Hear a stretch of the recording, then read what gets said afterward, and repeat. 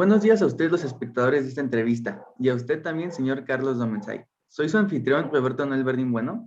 El día de hoy me presento para hacer una pequeña entrevista acerca de la discriminación hacia las personas con alguna discapacidad, debido a que considero que es un problema que está muy presente hoy en día y en todas nuestras vidas, y que al menos hemos tenido la inafortunada suerte de habernos encontrado con esta situación. Por lo que me gustaría poder hacerle unas preguntas acerca de esto y contar con su opinión. Adelante, adelante. Muy bien, la primera pregunta sería, ¿qué cree usted que causa la discriminación hacia las personas con discapacidad? La normalización de lo que entendemos como capacidades naturales. Estamos tan acostumbrados a darnos cuenta y existir con nuestro cuerpo y existir las, con las limitaciones ya impuestas de nacimiento, pero en general con todos los sentidos que tenemos, que no nos damos cuenta o somos incapaces muchas veces de entender que no todas las personas nacen con las mismas capacidades físicas o intelectuales y que no todos son como nosotros. Creo que tiene que ver también con cierta falta de empatía social, en querer encasillar a todos dentro de lo que nosotros somos. Entonces, si yo soy normal, si yo puedo usar mis brazos, si yo puedo usar mis piernas, si yo puedo utilizar ciertas habilidades lingüísticas o ciertas habilidades de cognición, todo va a ser así porque yo soy así, porque debería de ser diferente, porque si yo sí puedo, los demás no. Entonces entramos en este círculo en donde la normalización invisibiliza la otredad e invisibiliza lo que sucede cuando algo no cae dentro de las categorías tradicionales. Entonces, ¿qué provoca la discriminación? Esa unión entre la empatía, entre la falta de empatía y la necesidad de normalizar y de creer que pertenecemos a un mundo normal en donde nosotros somos esa definición de normalidad, con todos nuestros sentidos y con todas nuestras características. Y concuerdo definitivamente que es algo que por alguna razón las personas la han normalizado y algo que sin duda se debe de cambiar ya porque son personas tal como nosotros y tienen las mismas oportunidades. Así es, Muy así bien, la es, siguiente Roberto. pregunta sería, ¿qué consecuencias a largo plazo cree usted que causarían estas actitudes hacia las personas? ¿Cuáles? ¿Las de continuar discriminando? Sí, ¿Dices tú? Ok. Entonces, a largo plazo yo creo que ya nos estamos dando cuenta de las consecuencias. Creo que hay grupos sociales y ciertos espectros sociales también que cuando intentan luchar por un derecho básico o por un acceso básico, vamos a llevarlo a ese punto al nivel mucho más físico, se les cuestiona, ¿por qué estás exigiendo un elevador? Oye, ¿por qué quieres una rampa? No hay tantos de ustedes, y lo voy a decir porque lo he escuchado entre amigos, no hay tantas personas como ustedes para que nosotros adaptemos un espacio.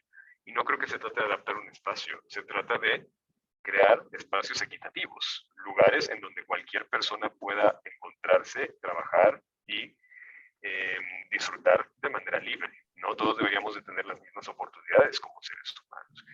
¿Qué vamos a ver si esto se sigue perpetuando?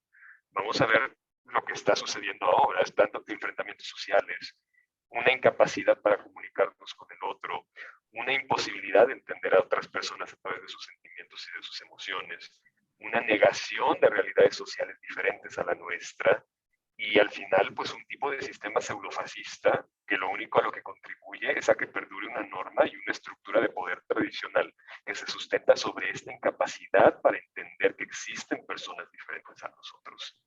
En pocas palabras, veríamos lo que está sucediendo, lo que sucedió en Estados Unidos con Trump, lo que sucede con los neofascismos en Italia y en Francia, lo que sucede con también las nuevas políticas neoliberales o la emergencia del neoliberalismo en Latinoamérica. Vamos a ver un mundo en donde la diferencia no se soporta, donde la diferencia no es válida y donde todo lo que salga de la normalidad tiene que ser castigado, lamentablemente. lamentablemente así serán las consecuencias y como se ha dicho y en diferentes ocasiones, ya debemos de ponerle un alto y de cambiar la mentalidad de las personas para que al menos esto no se desarrolle tanto, porque si no ya será un problema muy difícil de controlar. o hasta casi imposible. Muy complicado. La siguiente pregunta es, ¿cuáles cree usted que son las situaciones más comunes de este tipo de discriminación en la vida cotidiana? Como por ejemplo en la escuela, en el trabajo. Lo primero es que no se habla de esto. Es un tema que se toca poco y que además no está inscrito dentro de las pautas escolares. Y cuando sí está inscrito, cuando hablamos de discriminación o cuando hablamos de discapacidad dentro de un grupo, no sé, de amigos, un grupo social, un grupo escolar, se usa lamentablemente para burlarse. O sea, es como, ay, pobrecito, o con este sentido de lástima, ¿no? Y de condescendencia. Entonces, no estamos acostumbrados a hablar de la discapacidad o de lo diferente a partir de la realidad, de una realidad básica, ¿no? De una realidad adulta, de una realidad madura. Es, o conlleva críticas, o estereotipos, o situaciones que no contribuyen a formar un espectro crítico de lo que estamos diciendo. También una cosa es que no se diga y otra cosa es que tampoco se reflejen en acciones todo lo que se debería de promover para no aceptar, sino para crear espacios igualitarios, para crear espacios equitativos. Y entonces no se habla y no se construye, pues no existe. ¿No? Y creo que esa incapacidad para ver que existen las cosas, para ver que sí están esas otras realidades, es lo que no nos permite avanzar. Tú pregúntate, ¿cuándo en grupos de amigos has discutido? Y digo, te puedo, pero por ponerte como ejemplo, Robert, a mí me pasa lo mismo. Cuando me siento a platicar con amigos, o cuando te sientas a platicar con amigos, seriamente sobre discriminación o sobre discapacidad, o sobre qué pasa con los accesos para personas que tienen cierta discapacidad visual, o qué sucede con las personas con discapacidad auditiva, ¿no? Entonces, ¿cómo transitan la ciudad? Y te lo digo como arquitecto, tú sabes que soy arquitecto y es un tema muy en boga, que desde hace muchos años, cómo entendemos la ciudad a partir de la discapacidad. No todo el mundo podemos caminar por las banquetas, bueno, no todo el mundo puede caminar por las banquetas, no todo el mundo tiene acceso al transporte público, pero cuando nos sentamos a hablar de eso, cuando nos sentamos a analizar si las unidades de transporte público son adecuadas para la gente que no puede caminar o para la gente que no puede acceder a ellas de manera sencilla. No. Yo no he tenido muchas de esas conversaciones, entonces creo que una de las cosas que se debería de hacer es seguir con estos temas, es sentarnos a platicar como si fuera la conversación más normal para establecer que existen estas discapacidades, que existe esta discriminación, porque si no lo visibilizamos, si no lo nombramos, si no le damos una palabra y si no la discutimos, si no lo ponemos dentro de un contexto de discusión, entonces eso no existe. Existe lo que se dice y existe a través del lenguaje. Cuando no podemos decir las cosas es porque no las queremos ver y porque las estamos soterrando. Claro, concuerdo totalmente con usted al decir que esto debería ser tal cual una plática normal para que lo normalicemos y al mismo tiempo podamos crear nuevas soluciones a estas problemáticas. Sí, porque es un ir y venir, o sea, no podemos sentarnos nada más a decir, ay, sí, qué bonita presentación sobre discriminación y sobre discapacidad. Sí, yo no voy a hacer así. Sí, y después saliendo a los 5 minutos, estás haciendo todo lo que se supone que te dijeron que no deberías de hacer en esas presentaciones, ¿no? Entonces es un ir y venir de ideas, y si no estamos acostumbrados a convivir con ellas, no vamos a llegar a ningún lugar. Exacto. Ahora me gustaría preguntarle, ¿cree usted que estamos a corto, mediano o largo plazo para arreglar esta problemática? Yo te diría que estamos a mediano plazo. Un corto plazo se me haría muy optimista y un largo plazo se me haría muy pesimista. Yo creo que siempre estamos a mediano plazo. Y depende de cómo entendamos las acciones y primero las necesidades y después las acciones basadas en esas necesidades que debemos desarrollar como sociedad, lo podemos ir acortando o lo podemos ir alargando. Entonces, sigo considerando que estamos a mediano plazo. No estamos en la desgracia absoluta, aunque podríamos llegar. Y tampoco estamos en el mejor de los momentos, al menos no en nuestro contexto, no en nuestro contexto mexicano, ¿no? Hay otros contextos, otras, yo diría, ciudades y ciertas partes de algunas ciudades que ya comienzan a funcionar mucho mejor en temas de discriminación y en temas de inclusión y de aceptación de diferentes patrones sociales, ¿no? Pero todavía nos falta para llegar como sociedad y como países completos a vivir con todo esto. Digo, acá en México nos hace falta un trecho enorme, sobre todo en temas de de pueblos originarios, en temas de discapacidades motrices, en temas de discapacidades intelectuales. Nos falta avanzar mucho, pero ¿se ha hecho algo? Sí. ¿Nos hace falta hacer más? Por supuesto.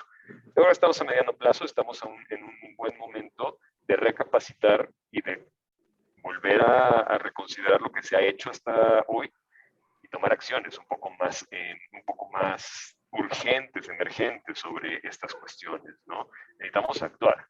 Y esto no se legisla nada más en cámaras. Esto es algo que necesitamos construirlo día a día. Entonces, ¿qué tanto queremos acortarlo? Yo creo que también sería preguntarnos a nosotros qué tanto vamos a aprender a convivir con estas diversidades y con estas discapacidades y hacerlas parte de nuestra vida social íntima, ¿no? Y nuestra vida personal. Exacto, concuerdo igualmente con que estamos a mediano plazo y que debemos de preguntarnos qué tanto estamos listos para esto y qué tanto las personas tienen la mentalidad para poder normalizarlo, como usted dice, en su vida íntima. Y que también sería, ¿qué pasa si no tienen, digamos, esta capacidad? Yo creo que todos tenemos la capacidad, pero ¿qué pasa si hay ciertos patrones que les impiden verlo? Yo creo que nos toca a nosotros también hacer visibles esos patrones, ¿no? No se trata de decirte te estás equivocando, se trata de decir el mundo es más amplio de lo que tú piensas. Y no por eso necesitas discriminar a los otros. No porque los otros no sean como tú, tienes que tomar acciones contra ellos, o contra ellas, o contra ellas. ¿No? Claro, claro. Y finalmente me gustaría preguntarle, ¿qué solución propone usted para esta problemática o soluciones?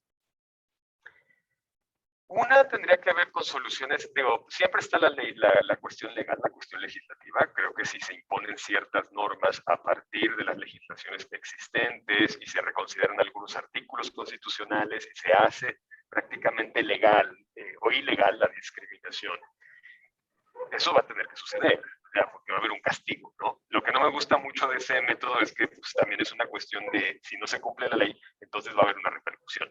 ¿Funciona? Sí. ¿Es lo mejor a nivel intelectual? No creo, pero es una manera, ¿no? Contribuir más a las legislaciones en favor de la gente o de las personas con discapacidad y para promover la no discriminación. Creo que es algo que se puede hacer y además respetar esa ley, hacer que se cumpla. Yo creo que uno de los grandes problemas también es, existen leyes, ¿quién las cumple? ¿O quién vigila ese cumplimiento? Quedan volando a veces ahí en el aire, ¿no? Todo lo que tiene que ver con los institutos contra la discriminación, etc. Otro trabajo importante, Robert, yo creo que se tiene que hacer a nivel educativo. Yo creo que como instituciones educativas nosotros tenemos la responsabilidad también de meter estos temas y de poner estos temas sobre la mesa y de irlos platicando, irlos discutiendo y no verlo como una cuestión de información. Y el problema es que muchas veces es, ay, aquí está su infograma sobre la discapacidad y la no discriminación, léanlo, qué bonito, bravo, ya aprendieron. No. Así no se aprenden las cosas, se aprenden con el ejemplo. Creo que sí deberíamos, tú sabes, acá en Campus Guadalajara se hace Crece Camp. Entonces, ¿por qué no convertimos eso en algo normal? No digo que hagamos un Crece Camp de todo el año o todos los semestres, pero sí, ¿por qué no hay eventos más continuos que nos permitan convivir con este tipo de expresiones sociales, de darnos cuenta que existen otras personas diferentes a nosotros, ¿no? Darnos cuenta que necesitamos responder a esas capacidades diferentes a las nuestras, a esas discapacidades, ¿no? Nos toca como instituciones educativas hacerlo. Y también, ¿cómo podrían cambiar las cosas? Creo que a nivel personal, a nivel familiar, a nivel muy íntimo, pues sí deberíamos también de ver y de preguntarnos siempre si lo que nosotros estamos acostumbrados a experimentar es lo que otras personas también están experimentando sin importar las discapacidades que tengan. Es, por ejemplo, yo voy al parque, me pongo yo a sentar, me siento con mi mamá y discuto con ella sobre cómo está el diseño de los espacios, qué pasaría si yo estuviera en silla de ruedas, qué pasaría si yo tuviera una discapacidad visual. Creo que no, y creo que es parte de esa sensibilización que se tiene que hacer. También deberíamos de construir esa sensibilización dentro de la familia y dentro de ciertos aspectos sociales. No sé si con programas especiales, no sé si con cuestiones que promueva el gobierno, no sé si con cuestiones que promueva la escuela, pero sí deberíamos sentarnos a reflexionar si lo que nosotros vivimos Y la calidad de vida que tenemos la tienen también las personas que tienen ciertas discapacidades o que son discriminadas. Y creo que nos vamos a dar cuenta que la respuesta muchas veces es no. Y a partir de ese no, deberíamos de pensar qué vamos a hacer para cambiar las cosas. Claro, me parece muy importante ese aspecto de que las instituciones educativas deben de implementar esa mentalidad a base de ejemplos, no a base de infografías o de presentaciones, sino que deberían de enseñar a convivir y dando ejemplos, ya sea en diferentes reuniones, campañas, días especiales, eventos, en el que ya se pueda aprender cómo las personas pueden convivir normalmente como cualquier día con una persona que tiene una discapacidad y que es como nosotros y que es igual y que la podemos amar, la podemos querer y todo. Y así debería de ser. O sea, creo que es la manera de construir, la manera de hacernos parte de una sociedad, ¿no? Pero pues sí, eso es, Robert. Exacto. Bueno, ya finalmente para la despedida, la verdad es que sus respuestas me parecieron excelentes, fueron justamente las que buscábamos y las que siento que deberían de darse cuando se hablan de estos temas. Es un gusto poder contar con sus respuestas y considero que nos pueden servir para formular estrategias hacia este problema. Considero que es muy importante mencionar que como todos sabemos que es importante que se tengan estas acciones y estas discriminaciones, debido a que, como se ha dicho en esta entrevista y como siempre se ha dicho, son iguales a nosotros, son igual de importantes, tienen las mismas oportunidades, todos somos iguales y que debemos de incluirlos en nuestras vidas. Asimismo, si todos nos organizamos correctamente y nos mentalizamos en el hecho de ya detener este tipo de discriminación, siento que esta problemática se podría deteriorar poco a poco, en algún futuro, a mediano plazo, tal como usted nos menciona, o resolverla y poco a poco, como dije, avanzar hacia una solución. Espero que hayan disfrutado mucho de la entrevista, ustedes los espectadores. Muchísimas gracias a usted, señor Carlos Domensay, por su tiempo y nos vemos hasta la próxima. Muchas gracias. Gracias a ti, Robert. Muchas gracias.